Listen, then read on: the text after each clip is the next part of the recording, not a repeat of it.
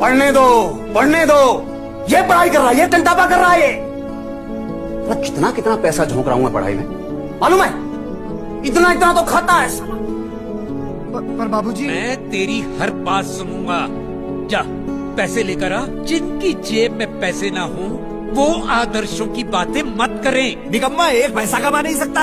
ऐसे बेटे के तो होने से ना होना बेहतर है। पढ़ाई छोड़ दी, काम छोड़ दिया, अब घर क्यों नहीं छोड़ता?